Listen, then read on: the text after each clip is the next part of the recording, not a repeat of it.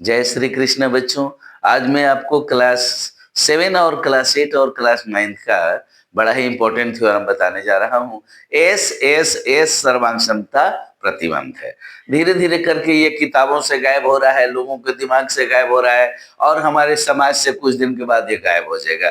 लेकिन मैं चाहता हूँ कि जो ज्ञान विज्ञान की परंपरा है वो आगे भी बढ़ती रहे, इसलिए इसको मैं आपको इस वीडियो के माध्यम से भेज रहा हूँ। आप इसे सीखें और आने वाली पीढ़ी, जो आपके जो जूनियर लोग हैं, उन लोगों को भी सिखाएं। एस एस एस सर्वांग क्षमता प्रतिबंध, कल मैंने आपको भेजा था एस ए एस सर्वांग क्षमता प्रतिबंध, तो आज उसका अगला चरण S S S S S S सर्वांग क्षमता प्रतिबंध। एस एस एस सर्वांग क्षमता प्रतिबंध बंध।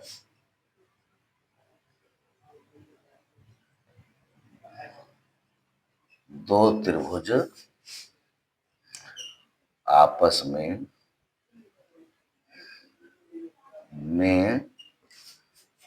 सर्वांगसम होंगे।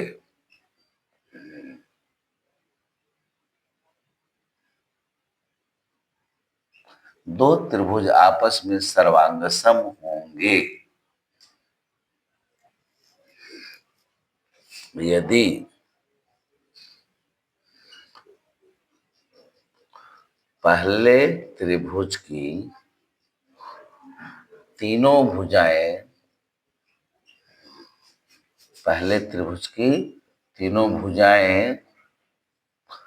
क्रमशः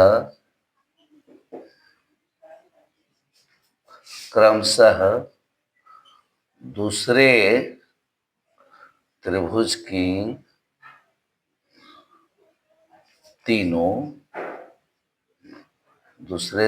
की तीनों भुजाओं के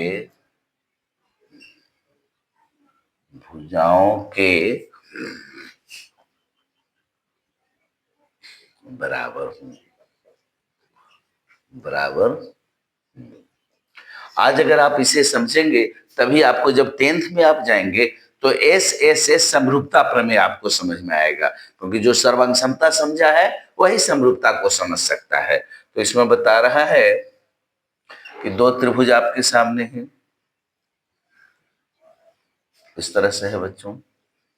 एक त्रिभुज का नाम है ए बी सी और दूसरे त्रिभुज का नाम है डी ई एफ। देखिए, किसी किसी में रचना करना पड़ता है, जिस हिसाब में रचना करना पड़ता है वह हिसाब थोड़ा ज्यादा इंपॉर्टेंट हो जाता है।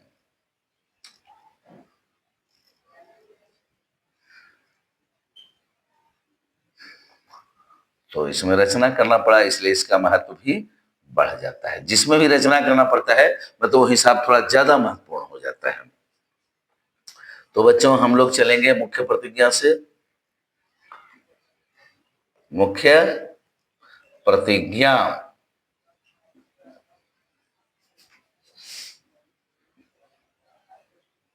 दिया हुआ है कि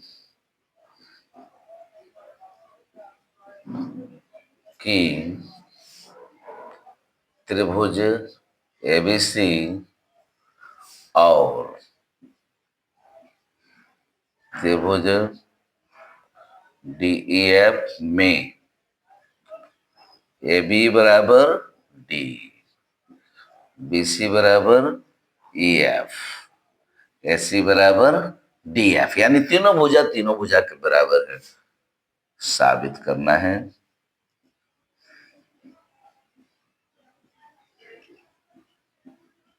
त्रिभुज एबीसी सर्वांगसम त्रिभुज डीई एफ। पहले तो तीनों भुजा के बराबर है।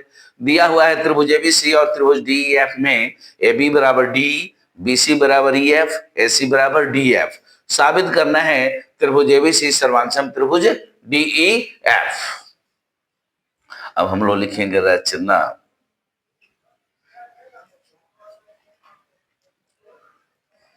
त्रिभुज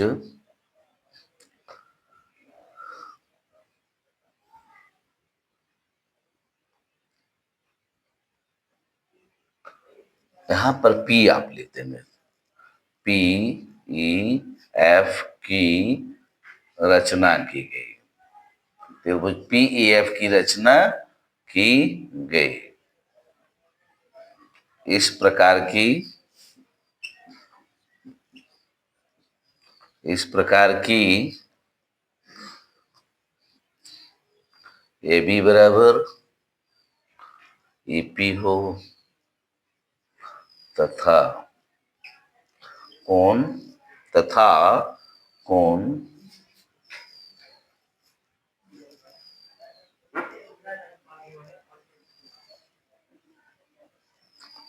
तथा कोण ए बी सी बराबर कोण पी ई एफ हो, कोण पी ई एफ हो, कोण पी ई एफ हो।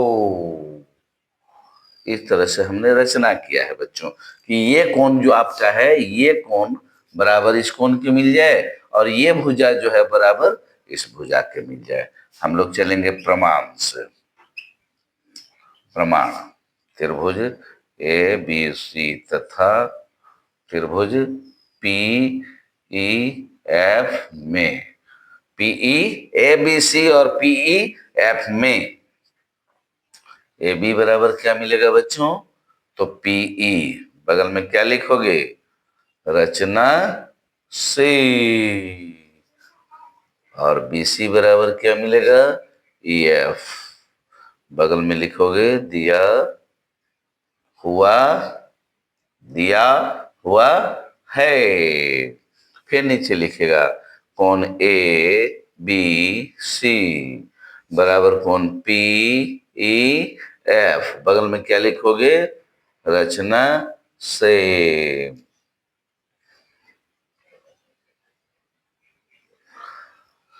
तो आप देख रहे हैं कि दो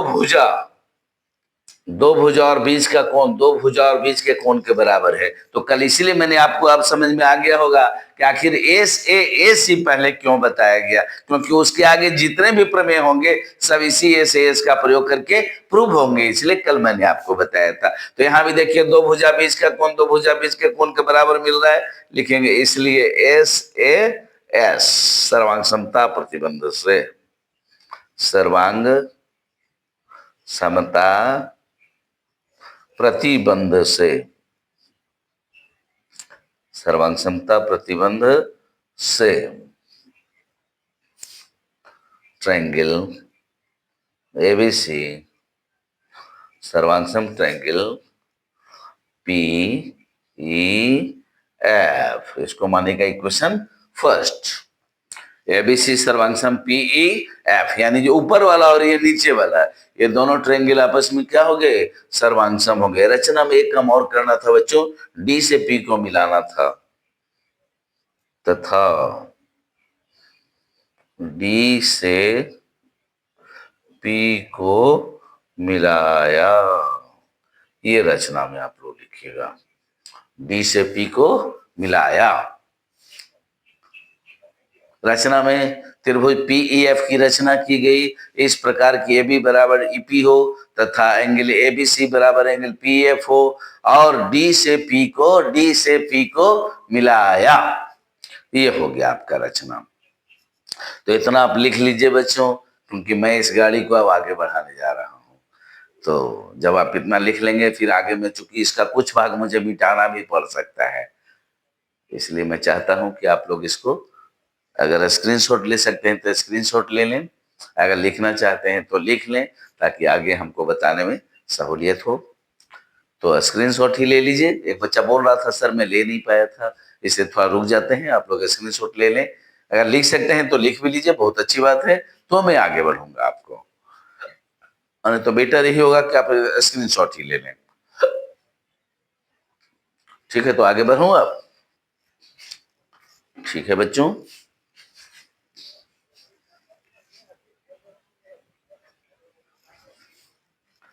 तो इस तरह से आपने देखा कि त्रिभुज ए बी सी और पी ई एफ दोनों सर्वांगसम हो गए।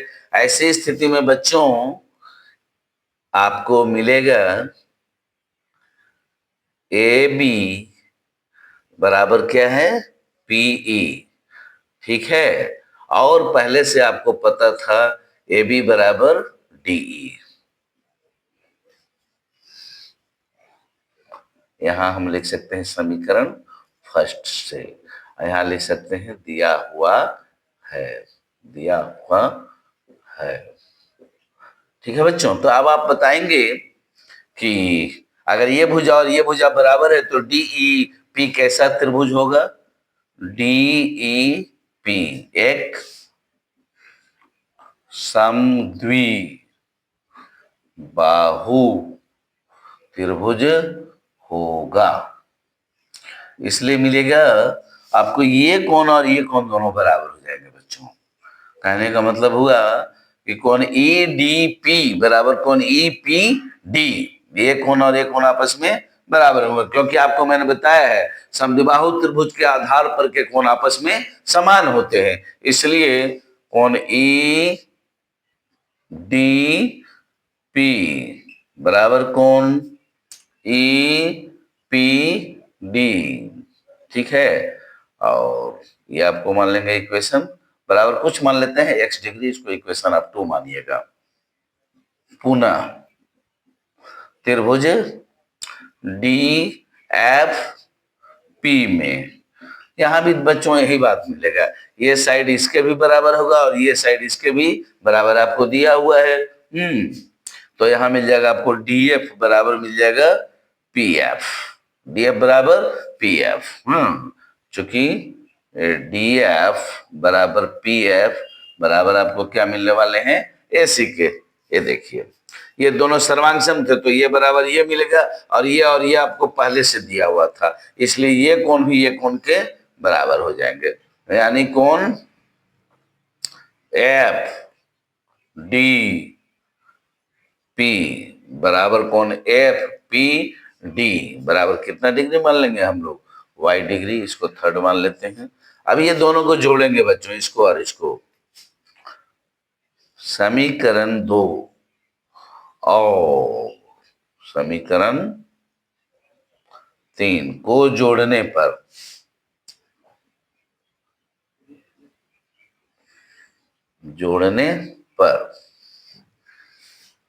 अब आपको मिलेगा angle E D P plus angle F D P बराबर हो जाएगा angle E P D plus angle F P D. ये देखिए ये दोनों एंगल जुट गए, तो ये मिल जाएगा एंगल आपको ई डी एफ, इधर हो जाएगा आपको ई पी एफ, यानी ये पूरा एंगल के बराबर आपको हो गया। ये आप लिख सकते हैं समीकरण 4 के रूप में। ठीक है, तो इस बात को भी नोट कर लीजिए आप लोग। ये आपका जो है ये एंगल बराबर ये एंगल था, ये एंगल बराबर ये एंगल था, तो ये पूरा एंगल भी पूरा एंगल के बराबर हो जाएगा। इसमें इसको जोड़ेंगे तो इसमें ये जुड़ जाएगा, यानी एंगल डी बराबर मिल गया एंगल पी। इस बात को नोट कर लीजिए, या अगर नहीं नोट कर सकते हैं तो स्क्रीनशॉट ले लीजिए, क्योंकि फिर मैं इसको आगे बढ़ाऊंगा। ठीक है, आज आप एस एस एस सीखने जा रहे हैं। स्क्रीनशॉट ले लिए? ठीक है, तो थोड़ा आगे मैं बढ़ जाता हूं बच्चों। स्क्रीनशॉट आप लोग ले लिए तब। कोई कोई बच्चा तो बहुत एक्टिव होता है, वो इतनी देर में लिख भी लेता है। ठीक है, तो बच्चों अब हम लोग चलेंगे पुनः त्रिभुज डी ई एफ तथा त्रिभुज पी ई एफ में। तो यहां मिल जाएगा आपको डी बराबर मिल जाएगा पी और डी एफ बराबर मिल जाएगा पी एफ। ठीक है बच्चों, और बगल में लिख देंगे हम लोग पूर्व प्रमाणित। ऐसा हम लोग पहले दिखा चुके हैं। पूर्व प्रमाणित, पूर्व प्रमाणित।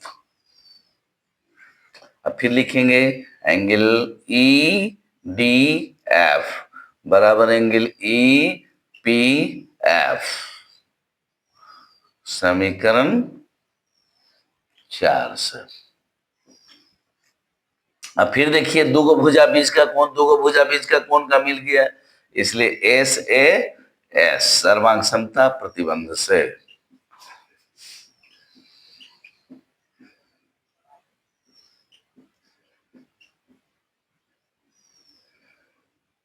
प्रतिबंध से त्रिभुज ए हाँ मिलेगा त्रिभुज डीईएफ, त्रिभुज डीईएफ सर्वांग त्रिभुज पीईएफ। ये आपका इक्वेशन हो गया 5th। तो बच्चों आप देख रहे हैं कि ये त्रिभुज जो है पीईएफ वो एबीसी के भी सर्वांग है और ये त्रिभुज इसके भी सर्वांग है। त्रिभुज डीईएफ के भी सर्वांग है और एबीसी के भी सर्वांग है। ऐसी स्थिति में समीकरण 1 और समीकरण दोनों का देखिए आरएचएस दोनों का बराबर है तो एलएचएस भी दोनों का क्या हो जाएगा, बराबर हो जाएगा। तो लिखेंगे समीकरण 1 और समीकरण 5 से, समीकरण 1 और समीकरण 5 से त्रिभुज एबीसी सर्वांग त्रिभुज डीईएफ बगल में क्या लिखेंगे आप, प्रूव्ड। तो इस तरह से बच्चों ये भी आपका प्रमाणित हो गया एस एस एस।